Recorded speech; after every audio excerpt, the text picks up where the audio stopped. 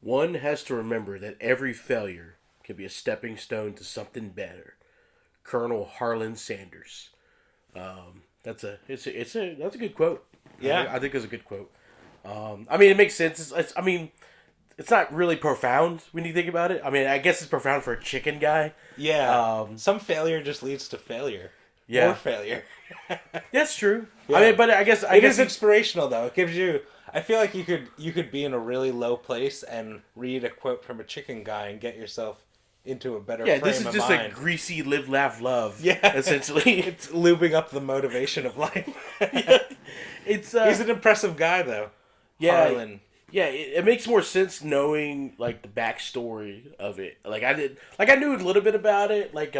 I've seen articles. I've watched some like Travel Channel, Food Network type stuff. Where they go into like brief history of like restaurants and stuff like that. Mm-hmm. Plus, he also, little known fact, he also did a guest appearance, or someone in his likeness did a guest appearance on Little House of the Prairie. Oh, Because apparently, the time frame match of the people from the Little House, Laura Ingalls Wilder. okay. Yeah, because we'll get into I just that. said okay, like I know who that is. Oh, I heard the name. Laura Ingalls Wilder was the focal character of the Little House on the Prairie book Okay. and TV series. She was the one spinning and singing on the hills. She was portrayed by Melissa Gilbert. Okay. Yeah. So yeah, it was. I grew up watching that shit. So like. Okay. Yeah. So yeah, You don't look like you grew up watching. Yeah, it was. I grew up watching. You look like you grew up watching KFC. Oh yeah, just people just battering chicken. Yeah. Yeah, ooh, you slattered that. Those 11 herbs and spices. That's what everyone knows about KFC, right? The secret recipe, 11 herbs and spices. Yeah. And then everyone is familiar with Colonel Sanders. Like, Yeah. I feel like everyone is, can identify him. So those two, I feel like those are the two most iconic things about the brand. And I mean, it was good, and for good reason, because they utilized that to market themselves, to kind of like differentiate themselves from the pack of like mom and pop restaurants or anything. Also, one of the successes of KFC or Kentucky Fried Chicken. KFC is what we refer to it now. I think they changed that in 92? 91. 91? Okay. Yeah. Yeah. Because they wanted to deviate from the word fried. Oh, okay. Mm-hmm. That was the reason? Yep. They went with KFC. They wanted to deviate from the word fried. Yeah, I did a lot of brushing up and reading up on the history. I think it was 91, I believe. And they wanted to deviate from the word fried because of the connotation of unhealthiness attached to it. Okay. Yeah. I remember the rumor was that they couldn't use Kentucky Fried Chicken because it wasn't real chicken. Have you heard that? I've heard that. Yeah. Yeah. I didn't see anything. That's one of those stupid food myths. Yeah, there's a lot like of... like peeing in Corona and like all kinds of stuff. That was Heineken. Yeah. It's a lot. It turns out some of it is rooted in real marketing and stuff, but like real companies starting the rumor. Yeah, I mean, one of them that comes to mind of that is Coca-Cola having cocaine in it. Oh yeah, it had cocaine. I think morphine. There was a couple other things in Coca-Cola. In real, in like. Yeah, it was weed floating around. Just a hypodermic needle. Yeah. Shoot it in your veins. A crack pipe. Just. Well, so Colonel Sanders started selling chicken at a roadside restaurant in Corbin, Kentucky. Yeah. During the Great Depression. North Corbin. Corbin. Yeah. Okay. Yeah. North Corbin and South Corbin have a beef. Oh no! I just read it and I just like yeah. He owned a petrol station. Okay. Which is like a gas station. I'm assuming like probably maybe like a New Jersey style style where they pump it for you. Huh? A gas station if you're Mexican. Yeah. Okay, you owned Orale. So you owned a gas station. You sold fried chicken to attract customers. Correct? Yeah, he sold it. Yeah, he sold it out of his petrol station, and the demand for his chicken was so great that he realized that people were not coming to his petrol station for the gas. Yeah, they're coming specifically for their chicken or the Spanish lessons. Yeah.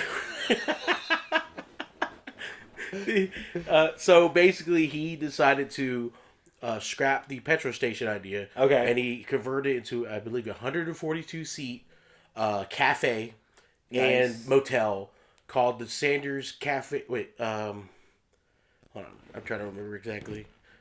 Sanders. And was it a cafe and motel because after you eat fried chicken you want to fall asleep? Sanders Court and Cafe. Sanders Court and Cafe. Yeah. Okay. Okay. Yeah. I was trying to remember exactly how Sanders Court and Cafe, and basically he ran it there for quite a few years. I'm trying to remember exactly when. Basically, they were doing construction because the country was expanding. Yeah. So they were building up the highway system, and the proposed highway system that was going to run by the Sanders Court and Cafe then got moved, and so So someone offered to buy him out, if I remember correctly, for a pretty large sum of money, but Yeah. he said no because he believed the location he had, which was next to the highway, was worth way more than worth a fortune in his words. yeah, but that backfired. But that backfired because of what you're talking about. Yeah, because that was the original plan, and then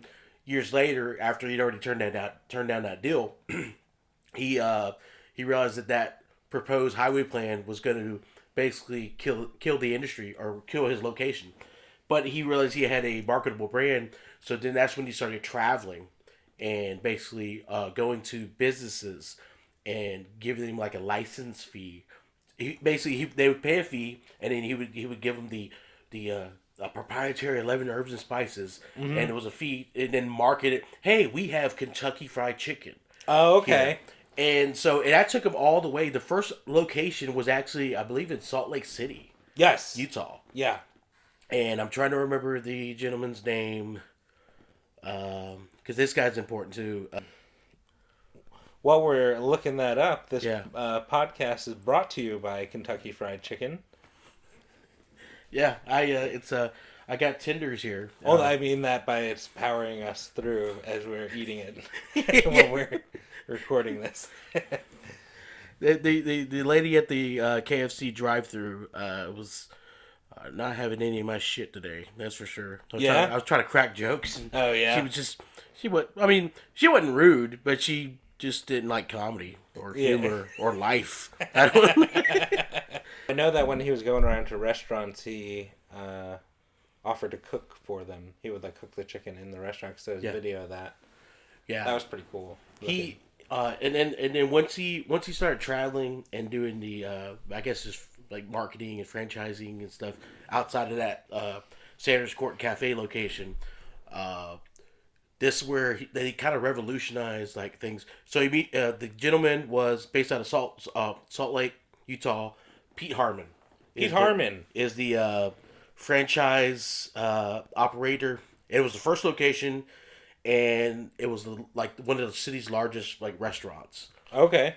And he was key because he also came up with the idea of putting the chicken in a bucket. Oh. Yeah, he was the gentleman that put The bucket, because that's iconic too. Yeah. Yeah. And he came up with the catchphrase "finger looking good." Oh. Yeah. I read a fun fact that in China, the translation "finger looking good" didn't translate in China. It translated to "so good you'll eat your fingers off." Oh wow. Yeah. Yeah, see that's a common thing too with a lot of brands is they have to in movies is the same way where their tagline or even the title of the movie gets lost in translation. They have to change the title. Yeah, it comes out like very dirty. Like The Spy Who Shagged Me was one thing that comes to mind. I mean, because then it's pretty blatant, but but there it'd be like having the F word on here. It's kind of weird. Yeah. So. The soldier who bent me over. Yeah, the soldier who railed me. Yeah. The famous one for that, the translation I know of, is Chevy created the Chevy Nova, and then it didn't sell well in Mexico because Nova in Spanish means no go, like it doesn't go. Oh, like it doesn't start. Yeah, it doesn't go. Nova. So the Chevy, yeah. That's funny. Yeah. I don't want the cardinals. Yeah. Oh. And then they pressure cooked the chicken too.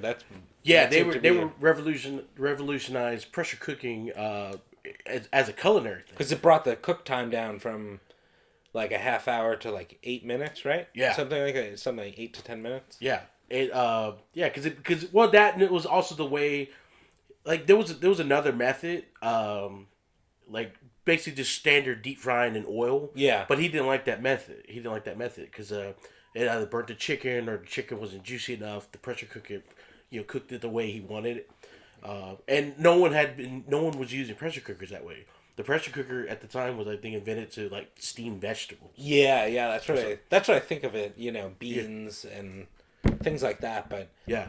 it's pretty genius to do chicken in. Yeah. Yeah. So he revolutionized that, and then there was a painter, a sign painter, that was hired by Phil Harmon, the franchisee out of Salt Lake. And he's the guy that coined the term or coined the phrase Kentucky Fried Chicken. Oh, okay. Because it like when he was traveling, it didn't go by that, because It was just like my chicken. I have this. Yeah, or this is I'm Colonel Sanders. Yeah, Colonel Sanders' famous recipe or something. Yeah, I can't remember exactly what he was going by. I didn't find anything where he actually had it under other than like this is my famous recipe. Yeah, yeah. And so. I guess in Salt Lake, they're like, well, this is just fried chicken. It's like, oh, no, it's Kentucky Fried Chicken. Yeah, I mean, they can't market that in, like, Kentucky. It's genius, though, because if from, like, a food marketing standpoint, or, like, you go to a restaurant or whatever, anytime you add a location onto a food, it just sounds better, Yeah. You could say potato or Idaho potatoes, and you're like, I want the Idaho shit. Oh, yeah. Because it just sounds like, for whatever reason, that place knows what's up with, like, it sounds like Kentucky Fried Chicken. You're like, what do they got going on in Kentucky? Yeah. I mean, or even more generically, like Chinese food. Yeah. Yeah. It's like, I mean, honestly, I've never been to China, but I know quite a few people who have, and the Chinese food that we know, they don't eat that shit in China. Yeah. It's kind of its own creation, American. But I mean, who's arguing against American Chinese food? Yeah, I know it's not authentic, but it's amazing. It's fantastic. Yeah, I love it.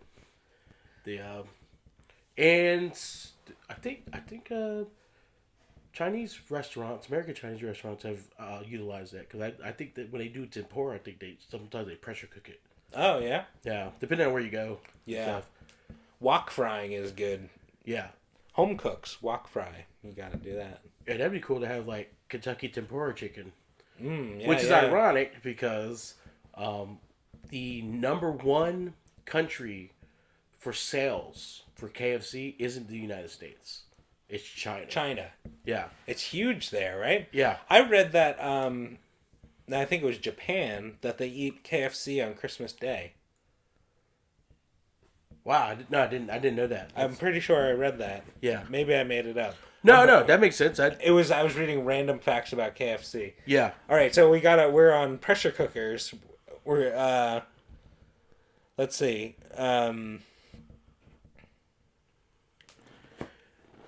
It says July 1940, Sanders finalized what came to be known as his original recipe of 11 herbs and spices. Yeah. And he openly admitted to 2 of the 11 herbs and spices. Salt and pepper, yeah. How generous of him. And then, but he also said that like the other 9 were things that you would normally find in a spice rack. Yeah. You could most certainly. I could spit off what I believe. Or things. You'd have. There's things when you're making chicken, herbs, spices and stuff, that are like go-to, Yeah. So I believe it would probably fall into. So I have a feeling. I think probably out of the 11, I would say probably maybe 9 of them are like ones you could probably just pinpoint easily. Yeah. And then the other 2 are like, what? Okay, I didn't expect that. I don't know. For some reason, I don't know. Yeah. Even though what I read was. What the current recipe utilizes isn't even 11. I think it's like less than that. Oh, really? 8, maybe. I mean, it's just the full range, the full proprietary recipe is 11, but what they're using to batter, because like that doesn't taste like there's 11. Yeah. I mean, it's good, but it's like that doesn't taste like there's 11 herbs and spices and that shit. That drive-through lady held back on a few Yeah, herbs oh and yeah. spices. She's like, I don't like this guy cracking Give jokes. that guy the 6 herb and spice. Yeah. This just tastes like salt. Yeah. They are the world's second largest fast food chain. KFC? KFC. Really? Yep. They're What? only behind McDonald's. McDonald's is the king. Yeah. And actually, that was actually Shout out McDonald's. yeah. Well, They need the advertising. no, but it's funny you said that because while they were marketing, they were trying to create the fast food alternate to the burger. They were trying to take over the market from the burger joints. Oh, okay. Yeah, because McDonald's I think started in 1936.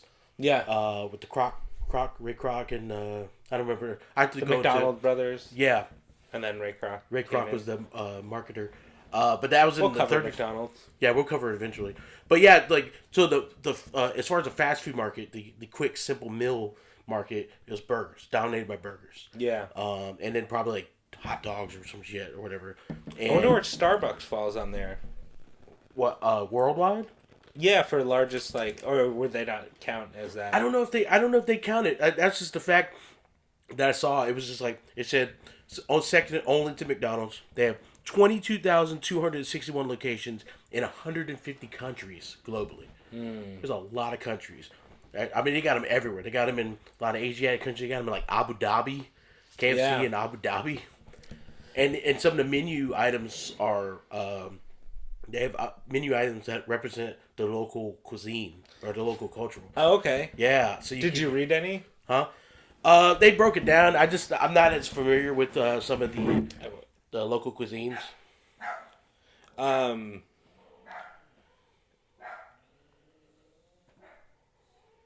This isn't KFC, but I saw McDonald's in, I want to say China, does a Spam and Oreo burger. I believe that's in Japan. Japan, I yeah. think so. Yeah. It It's sounds disgusting. Grilled, But I heard it's good. griddled Spam, and it's like mayonnaise and then like crumbled Oreos. And like the person like showed the sandwich, and I was like, I can't believe this is real. And they were just eating it, like they enjoyed it, you know. You had me until you got to the mayonnaise. I'm not a big mayonnaise or Miracle Whip guy. Okay, 25 of the most unique items worldwide. The shrimp burger in China. These are all KFC items. Okay. Cheese top burger in Philippines. The cheese is on top of the bun. That's Okay. That's wacky. Yeah. It's just like someone put a slice of American cheese on top of the bun and microwave. It's just sad on top there. You're probably going to get eventually to some of the more modern ones, and that is one where Patton Oswalt called some heat. The famous bowl. Do you ever hear The about double that? down? No. I was going to get to that. In a minute. But Patton Oswalt famously did a bit about. The famous bowl where they just shove it all in, Yeah, spell yeah. your pile, whatever. That was good, and the double down was actually one of my favorite sandwiches. I've never tried a double down, but it's like the most all-in American thing I think ever offered by a fast food place. Using fried chicken as bread is so awesome. I mean, I've never had one, but I would like to make my own version of it. I had more than I had more than any cardiologist would ever recommend. I had those way more often than I want to admit.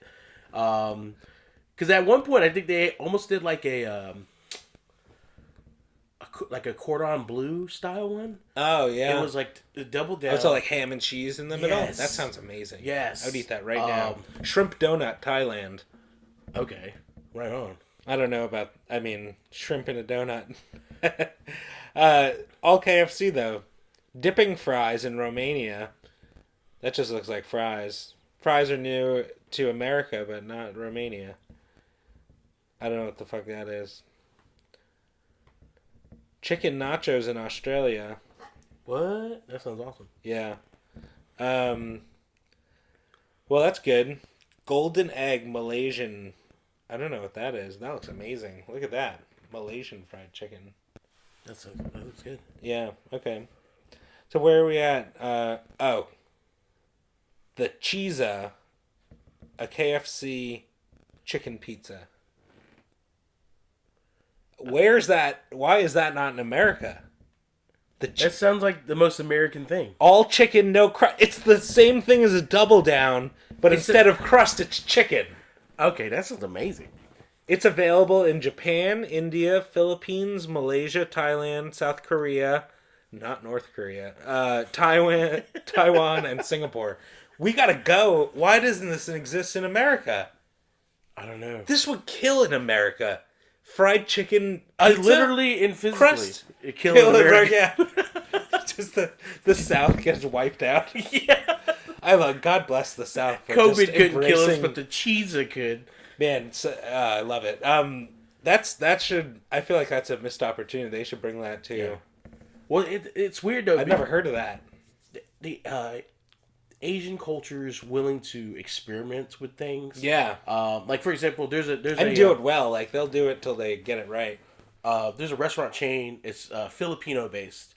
Jollibee. Jollibee. Yeah. I don't. Part of me doesn't like it because I grew up. Oh, I've never had it. I'm part Filipino.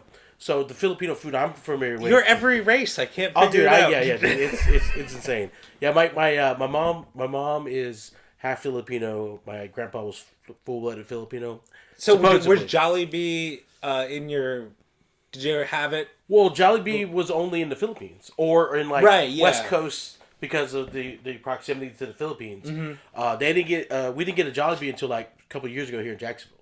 There's one on like Kearney Boulevard. Okay. But for me, it's just weird because like it's Filipino food that I'm not the biggest fan of. Like they're weird, like Filipino spaghetti. Yeah, they do like hot dog spaghetti and shit like that. I'm not a big fan of that. Like Yeah. I'm familiar with Filipino food that's probably I guess more posh. It's like pansi and lumpia. Oh stuff yeah, like yeah. that, you know. Lumpia. Oh my god. It's amazing. I buy lumpia from Filipino ladies just from the houses, you know. Yeah. I put it on Facebook. Oh really? Oh yeah. They also sell lumpia makings, lumpia wrappers, and pre-rolled ones at like Rose. Oh okay. Rose, yeah. Rose has a really good. We're diverting real quick. Yeah. We're getting way off KFC history. Yeah. We took. but it's all we took a correlated. Jollibee detour. Yeah, but it's fried chicken based. Well, I mean, but also the Jollibee thing is the reason why KFC's expansion into the Asian market is so successful, especially in China. Oh yeah, that makes sense. You know, well, also the primary protein source in China is chickens. Oh, So it really played into their business plans. okay, that works. Yeah. Yeah. So that's another reason. Like also the expansion in business with KFC was crazy, because basically after was it 1952 when they opened up the first 1952 when they opened up the first KFC in Salt Lake City, and then after that it became like from then to 1962 they had 63 they had 600 KFC restaurants. Wow. Nationwide. Big expansion. And then they had bigger plans beyond that. And at this point, Harlan Sanders was getting too old, and so he decided to sell it. He decided to sell KFC to a group of investors. Now, I don't know if we're not here yet, but one of the franchisees for KFC early on was Dave Thomas of Wendy's fame. Okay. I know that because he helped in some way. Maybe that comes up later. That might have been after the 60s. I don't know. Yeah, because I didn't come across that yet. Okay.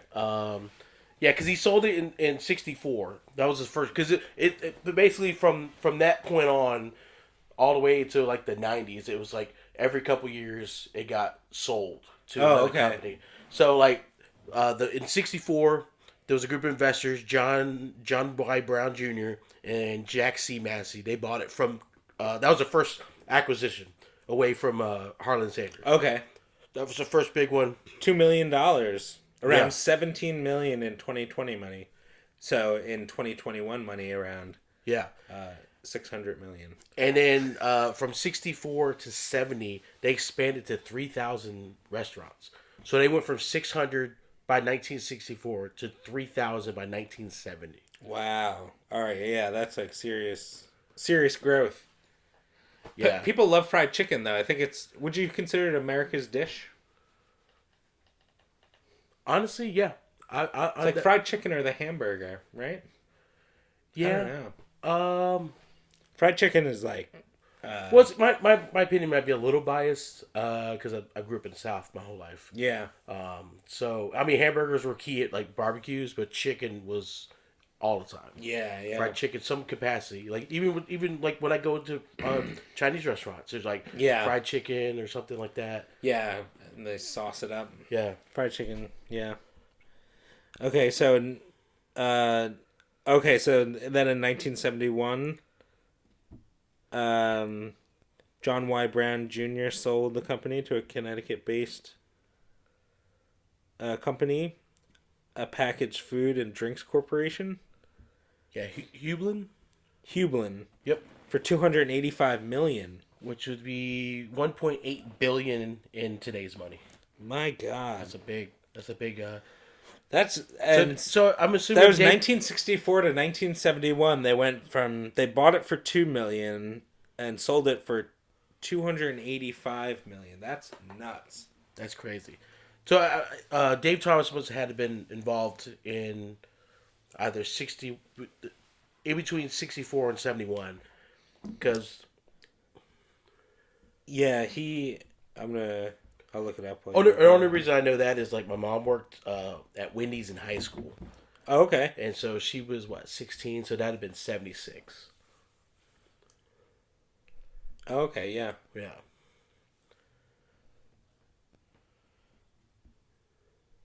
He's an impressive guy, but we'll get into him another time. Yeah.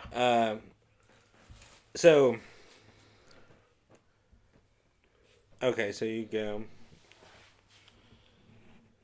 So, Harlan Sanders died in 1980.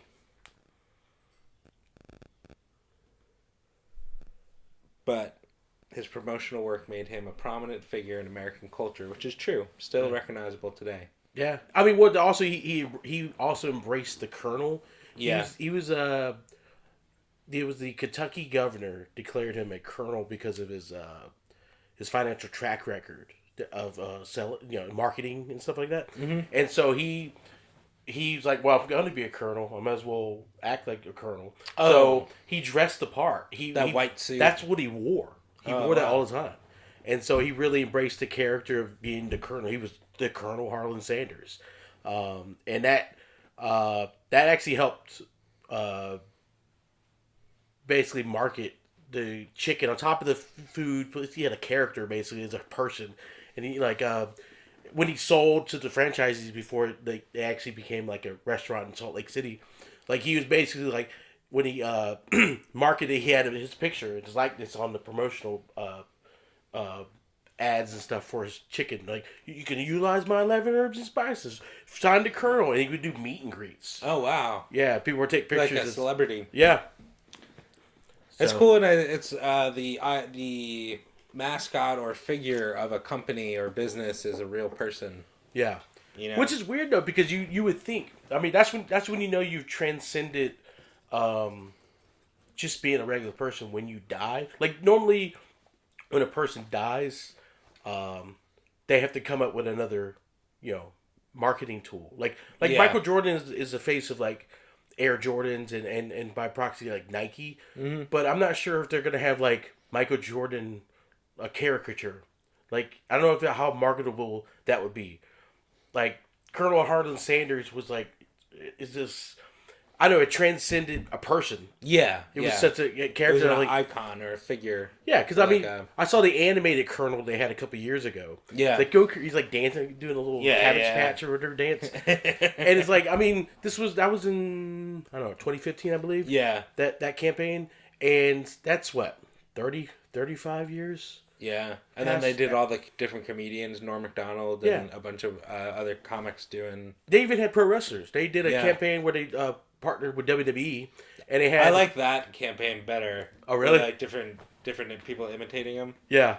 They had Better than the cartoon. The cartoon one was terrible. Yes, it was silly, but like I see what they were trying to go for. They were trying to widen the gap on the demographic that they could market to. Yeah. Like, hey, get them started on fried foods earlier. Come on, baby. like Feed your kids fried chicken. Yeah. But it was funny seeing a wrestler by the name of Dolph Ziggler dressed up as the Colonel and then actually wrestling a match. Seeing the Colonel just doing a wrestling match, and I think he lost too. It's like, come on, you couldn't even put him over. You couldn't even put the Colonel. The Colonel wouldn't lose. Yeah, Colonel would win. So he died in 1980. Then they another acquisition. They actually this is the craziest one to me. They were bought by R.J. Reynolds. Oh wow! So a tobacco company. The tobacco company, yeah. Yeah. But that was very short lived. That lasted like 4 years, and then basically they were sold to PepsiCo, and that's kind of where they've stayed. Yeah. Yum brand. Basically they were sold to Pepsi. And then over the years, Pepsi basically split their brands. They had Pepsi beverage division, they had Pepsi fast food division, turned into Tricon, which is original, and then that merged into Yum, which sounds more marketable. Yeah. Tricon sounds like chemicals. Yeah, or something. Yeah. It sounds like antifreeze in your chicken. Yeah, it sounds like you fall in it, you turn into the Toxic Avenger or some shit like that. Some weird superhero. Or like some kind of skin disease. I have tricons on my lower back. Yeah. Oh, you got 6 months to live. I'm itchy. Yeah. So Yum owns them, and Yum has bought like a whole array of prominent restaurants. There's a couple that like come and gone, like A&W. I think they owned them briefly, and then but then I think that probably didn't work out because A&W is its own beverage. Yeah.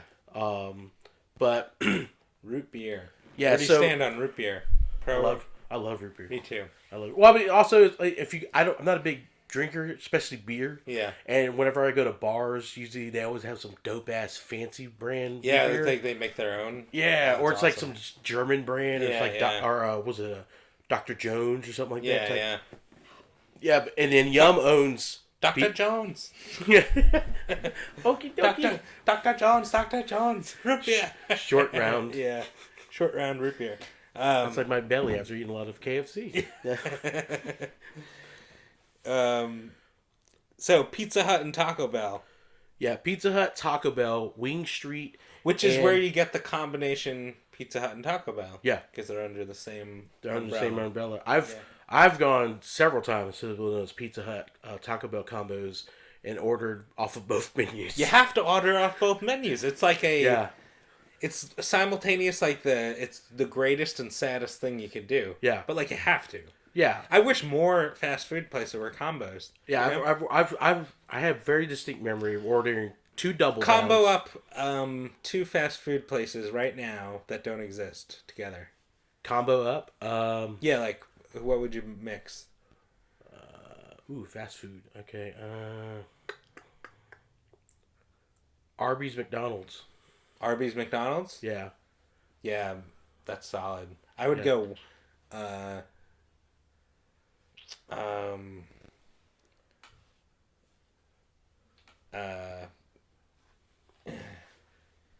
In-N-Out Burger and Popeyes. Ooh, okay, that's an interesting combination. Yeah. No, but I mean, honestly, that it kind of or oh, that's if regional though. Fuck In-N-Out. I guess McDonald's. Well, no, I don't know. Maybe Wendy's and Popeyes. That would be solid. Wendy's and Popeyes sounds good. Yeah, that's gonna be my final. Wendy's and Popeyes sounds good. I was thinking Popeyes and Pollo Tropical. Oh yeah. Well, I mean, just if you're going to do like the KFC Taco Bell kind of like Latin fried chicken. Taco Bell Popeyes would be solid. Ooh, Taco Bell Popeyes, yeah. Yeah. Yeah, but that would never happen because I feel like Popeyes is in all my equations. Yeah, Popeyes is good chicken. Which is a rival to what we're talking about. Yeah, It's yeah. not good. Well, here's the thing. I think also you mentioned that you like spicy food, I love spicy and food. KFC doesn't offer any spicy options. They offer Nashville hot chicken, I think. Oh, now they do. Yeah, now they do. but they used to, yeah. But it's not a super prominent thing. It's kind of a niche thing. Like Popeyes has offered it since day one. Yeah. Yeah, spicy option. Plus Southern stuff like Cajun and all that, like it's just spicier by nature, so I'm more drawn towards that. Yeah. Feels more alright. Yeah. This podcast is brought to you by Popeyes. So in 1991, KFC was officially adopted as the name, which we talked about. Instead of Kentucky Fried Chicken, they changed it to KFC to get away from the fried food thing. Yeah. And then prior to that, the first KFC was brought into the Chinese market in Beijing. Oh yeah, and that was the start of a beautiful working relationship with the Chinese people and KFC. Yes, because of all the other countries, all the nations, China is the number one buyer of KFC. That's awesome. I was shocked when I saw that. I was like, "There's no way it's not more than." But it makes sense, I guess, based on size and population too. I had heard that it was like extremely popular over there, but I didn't know that it was like number one. Yeah, you know? and then I'd never bet against America when it comes to eating. Yeah, oh yeah. Yeah, we are champs. Yeah, we're like four adult Chinese people and one American. Yeah, but I mean, I guess sheer size of the country and just the population of China is just growing and because what is it like? Was it like 2 Chinese people for every 1 American or something like that? That's probably a lot more. I don't know. They got a lot. Yeah. I don't know the exact number, but it's a lot of people. Let's see. Trying to pull up some other random facts. Oh, so they started in the early 90s. They launched Spicy Hot Wings, launched in 1990. Popcorn Chicken in 1992. And internationally, the Zinger, a spicy chicken sandwich. Yeah. I like a popcorn shrimp. Popcorn chicken. Their popcorn chicken's pretty good. The problem is with any popcorn chicken, and unfortunately there's a little bit was when the cuts of meat that they use and then the breading, it would be overly breaded. It would be pretty much all breading. Yeah, at one point. It's like a little sugar cube worth of chicken, and then like a golf ball of breading. And like depending on how fresh it is and stuff like that. And I guess they were marketing on it because it's covered in their 11 herbs and spices. Yeah. But yeah, I mean, I don't know. I like meat. I like meat. It's amazing when you get a recipe that good, like this recipe. Or like Coca-Cola. Yeah. When you just have like one thing and you're like, this is so good, it'll create an empire. Dude's face is on the bag. Yeah. He's looking at me right now. That's insane. That's insane to me. Pretty good. And then, but it's weird though, because they've had some struggles, because like we have mentioned several other brands that have come along since their start of KFC that have basically grown into their own right. Other fried chicken places? Well, other restaurants. Like you mentioned Wendy's. Wendy's emerged and boosted sales. But then... I forgot about Chick-fil-A. That's where I was getting to. Yeah. That's so weird that you said that. Because 2015, like Chick-fil-A started dominating the chicken market. Mm-hmm. Over all the other brands. Part of it has to do with their service. Yeah. Yeah. If you can go... I mean, It's a pleasure to serve you. It's insane. It feels very cultish.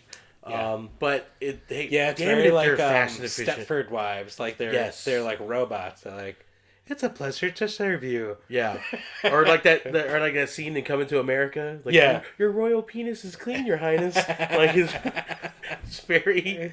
It's like I don't know what the condition. They're always standing outside, like in the.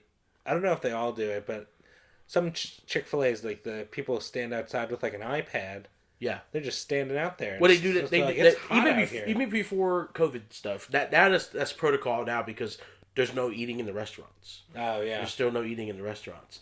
But before they did that even before because they would get these like lunch rushes or morning breakfast rush, and they do the double line. Yeah, Yeah, and it's unbelievable how efficient they are. yeah. So I mean, I've gone to I'm a big boy, so like I've been to a lot of fast food restaurants. Yeah, me too. And there's nothing that compares to that. I don't know what they're conditioning. I don't know if they're in the back fucking clockwork oranging them. You know, like you're gonna watch this. You know. So what do you take? Chick-fil-A or Popeyes? What do you prefer? Out of the two, Yeah, Chick-fil-A or Popeyes, probably Popeyes. Yeah. Me too. I like KFC. Feels like there's soul in the chicken. Yeah. You know, it feels like but I wish that Popeyes operated like Chick-fil-A because it's always slow. It's always slow, and honestly, every time I've ever went, there's the workers there. They they feel like they got out of prison recently, and they don't want to be there because and then like they're this close to going back to prison for stabbing you for ordering chicken there. Yeah. It's I don't know what the deal is, but damn it, the food's not good. Yeah. The food. I mean, that's it's insane. So you got those two. The Chick-fil-A is probably the major competitor to KFC At this point, yeah, because now we're going into the But then, so Popeyes below that probably, and then regionally, Bojangles was in North Carolina. Yeah. So I got to shout out Bojangles. Yeah. And then there's like Zaxby's, Raising Cane's. There's a bunch of other chicken places too, but they don't do. Oh, they do. I guess they do wings. I was gonna say it's more like chicken fingers. What? Those like Zaxby's and Raising Cane's and PDQ. Oh yeah, PDQ's pretty new. But that's chicken fingers, not chicken on the bone. Yeah. Which like fried chicken on the bone is hard to cook, which is like goes back to the pressure cooker, cooking, yeah. And then all that like it's cooking fried chicken is like a really long and hard process if you're doing it at home. Yeah. That's one thing I appreciate. I love to cook, and like fried chicken, I just look at it, I'm like, man, this is difficult. Like if you have a pressure cooker, that's different, but that's like industrial. Yeah, because fried chicken. The fact that he revolutionized the pressure cooking, because there's a lot of I've seen like drivers I'm just gonna say it. Guy Fieri. Yeah, Guy Fieri show. Yeah, that's because I'm too. Guy Fieri eats greasy food. Well, but a lot of those restaurants that he goes to, a lot of those mom and pop shops, especially the ones that do fried food, have ventured into a pressure cooking system. Yeah, it cuts down on time. It's efficient. It also creates a very juicy chicken. That's one thing I don't like about fried chicken in some places. I don't like dry, just crunchy. Like it's I don't know. It's just it feels like that at this point. I'm eating like a cookie that fell in sand. I don't know if you've ever eaten anything at the beach. Yeah. It sucks. I grew up. Yeah. I grew up at the beach. Yeah. It's so weird. Eating sand on snacks at the beach is like part of it. That crunch. It's a hard crunch too because all sand is just like broken down rocks. And shit, you know? I just ate through it. Yeah, I ate a lot of sand. Yeah, because you're out in the beach, you're in the water. You gotta. And you're like working up a hunger, man. Yeah. So by 1994, KFC had 51,000 stores, 94, not 51,000, 5,100. I apologize. Yeah. And 9,400 overall. Let's see. Oh, we talked about how we went to Yum Brands, Chick-fil-A.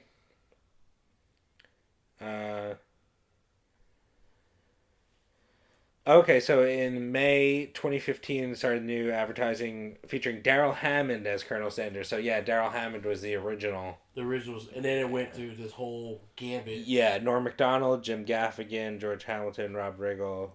And eventually Reba McEntire. Yeah, country music. The first female colonel. That's pretty cool. So they were they were greasing up the kitchen but breaking down glass ceilings,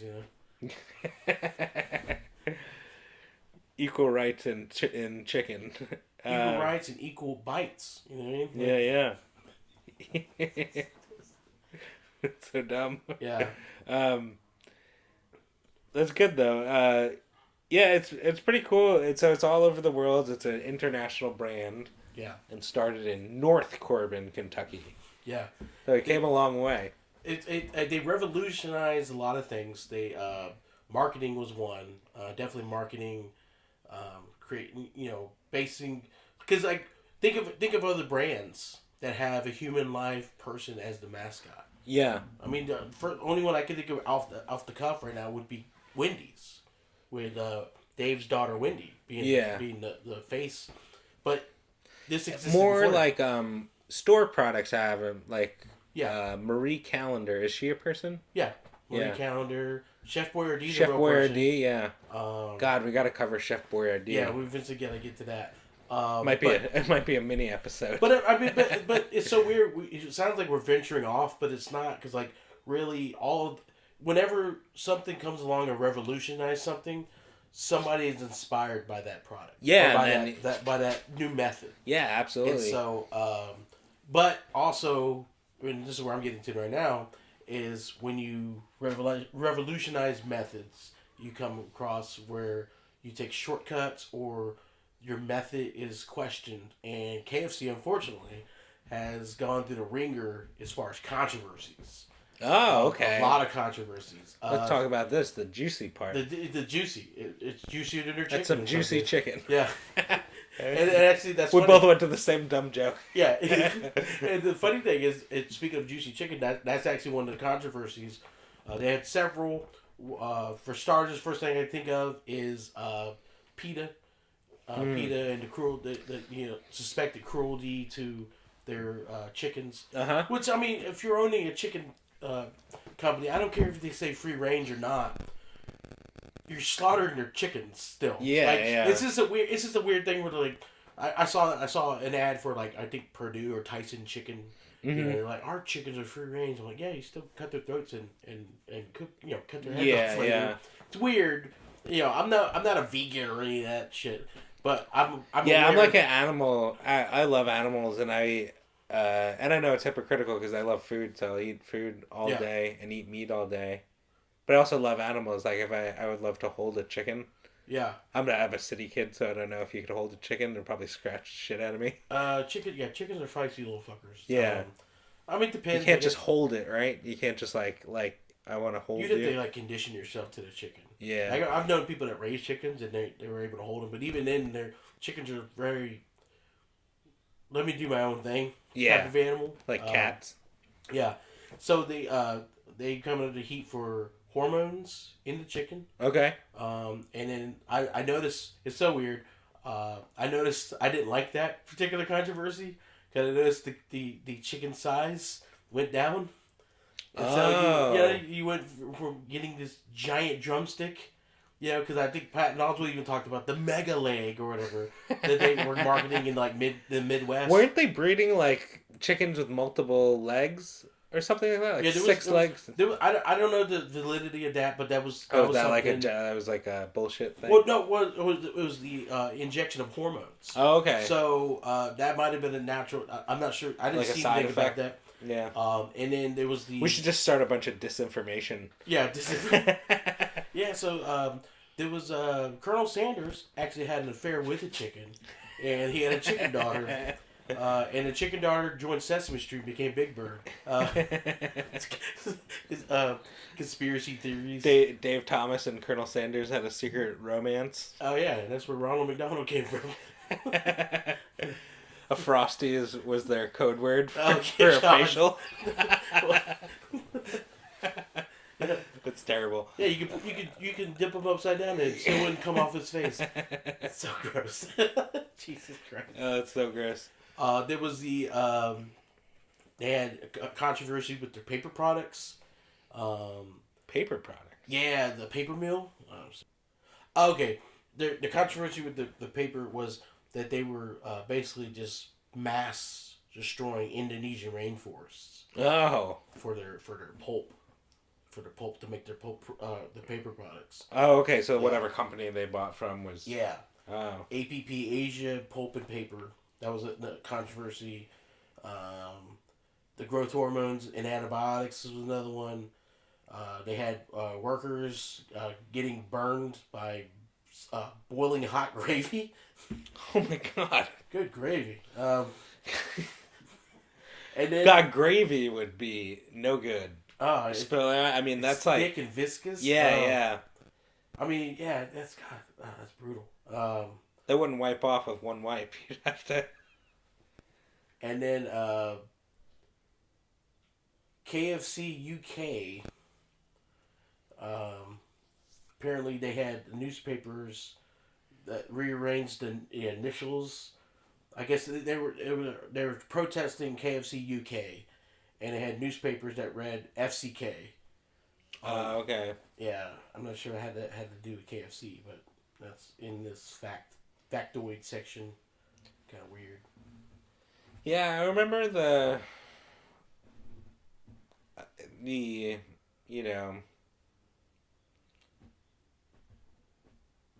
the double down was controversial in that it kind of like blew people's minds. It wasn't like a controversy. Actually, that's funny you said that. I'm trying to pull up more controversies, and you just circle right back into one.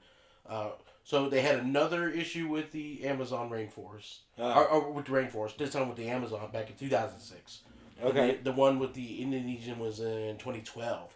So they had two rainforest issues, and then going back to I wonder why they cut down for the rainforest. Okay, what, double down? Well, because it was the type of trees. Oh. The trees were used to make the pulp for like that thin paper. Oh yeah. The wax paper, and for the paper used for the buckets. Yeah. It's like a more pliable. It's weird, and so if you couldn't use like I don't know, redwood or something, whatever in the United States or something like that. Yeah. It's too much. It would be like.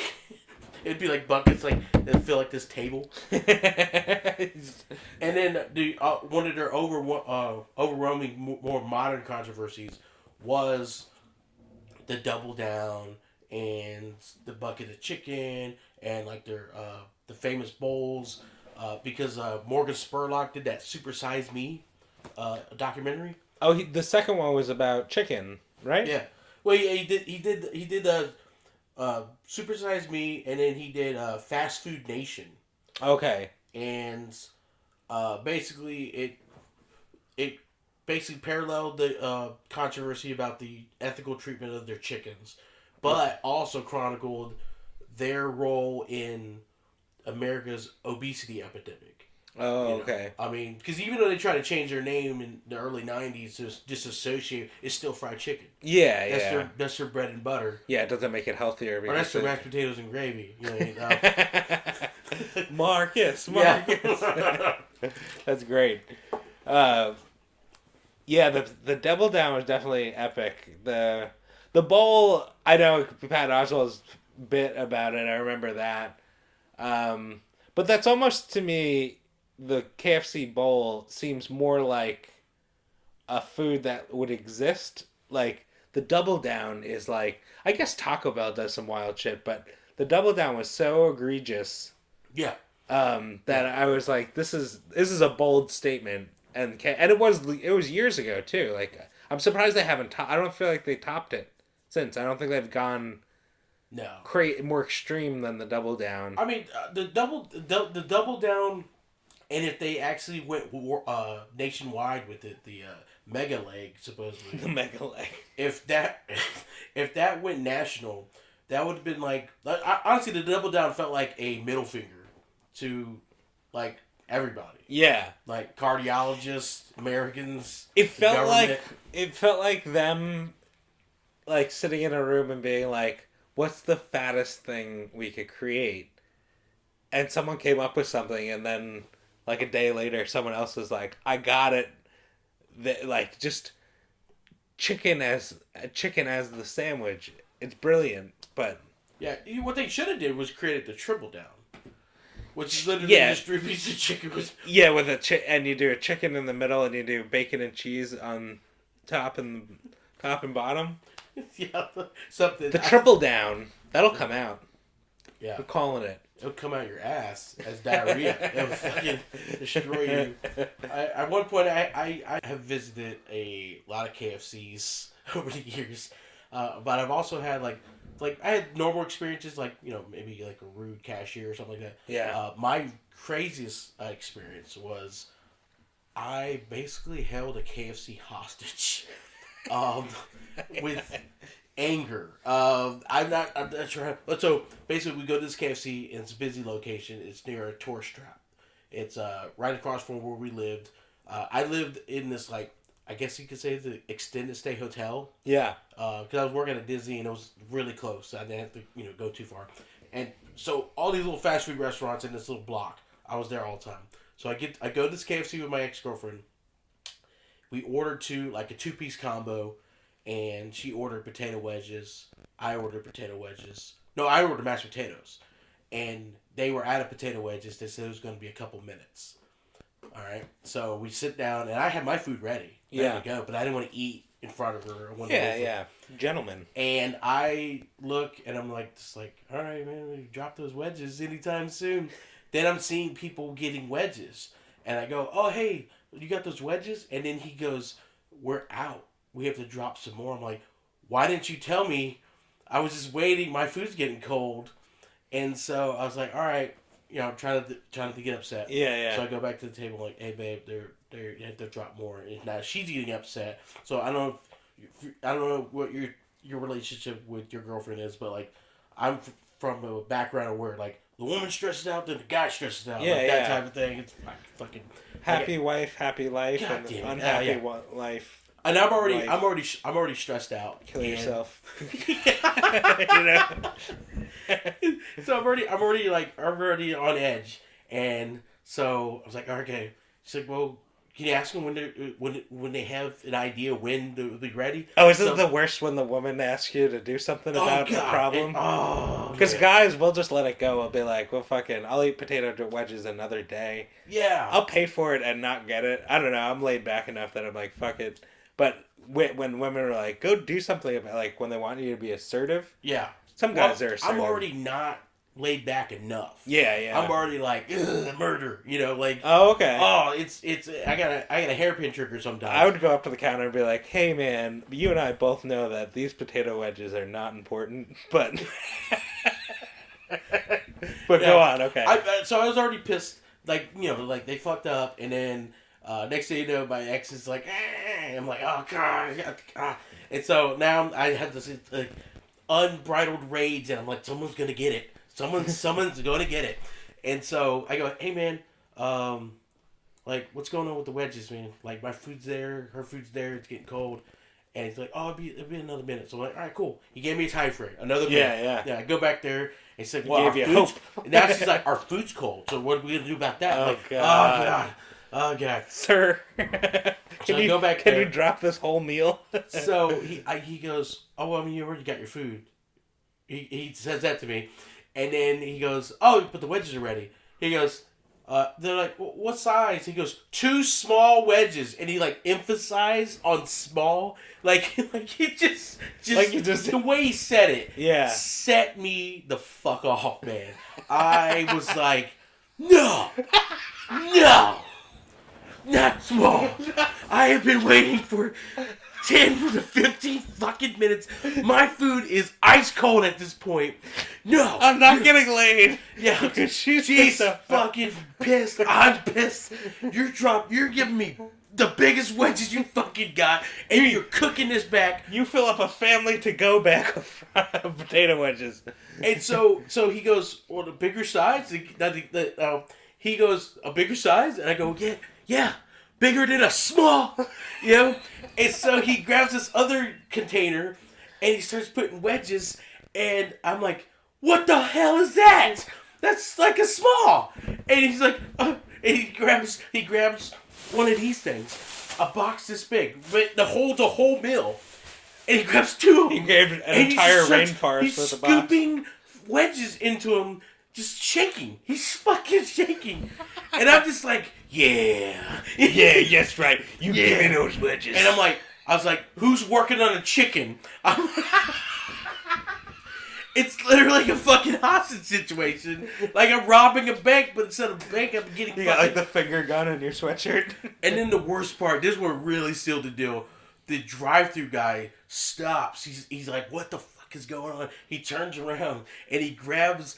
Their family meals they had at the time came with like a chocolate chip cookie cake. Yeah. It wasn't a cookie cake. It was like a bundt cake that was like all chocolate that had chocolate chips in it. Nice. Really good with like white frosting. It was really good. Shout out. Grabbed the whole one, slid it across the counter, almost like, "Don't hurt us, man."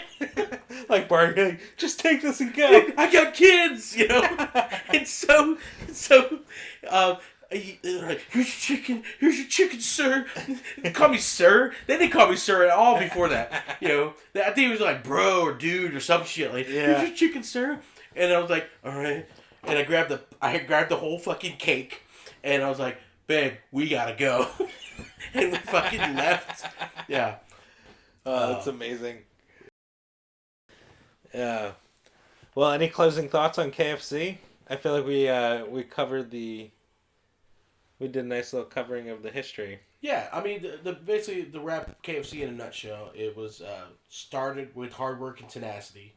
Yeah. They revolutionized. They had a lot of failures along the way, like the quote said. Yeah. I mean, it makes sense, you know.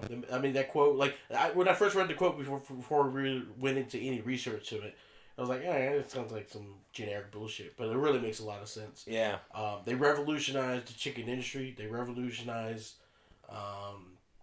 marketing, really. Yeah. Marketing for I mean, when you create a human person who then becomes a caricature. Yeah, an icon. Yeah, he's known by people who didn't even know him when he was alive. That's insane. Yeah. You know, and they battled controversy, and I think they fared pretty well. I mean, with the amount of controversies they've had, they should be under. You know, but number two in the world, fast food. Yeah. So I mean, as far as keeping your head above water, I think KFC's pretty much like a benchmark in that. Yeah. Just don't order Coke there or Sprite. You're not going to get it. All right? It's Pepsi products. Pepsi, yeah. I learned Pepsi products only, people. Yeah. I had to settle for fucking Sierra Mist. Yeah. It is a lesser product than Sprite. I don't know what the difference is. I like Pepsi as a company. I'm all for Pepsi. Yeah. Like, because as far as a business, they got a lot going on for them. Yeah. But I'm not the biggest fan of their beverages. Sodas. Except Gatorade. They own Gatorade. Yeah. And I do like Gatorade. But I also like... They got like Tropicana and a bunch of other shit. Yeah. I like their fruit drink distribution products or whatever. Yeah. Not big in their sodas. I don't know. Food. They got a lot of good food. Doritos. Ooh, yeah. Start and end with Doritos, you know? Yeah. All right. Well, that was pretty good. Yeah. Until next time. See you later.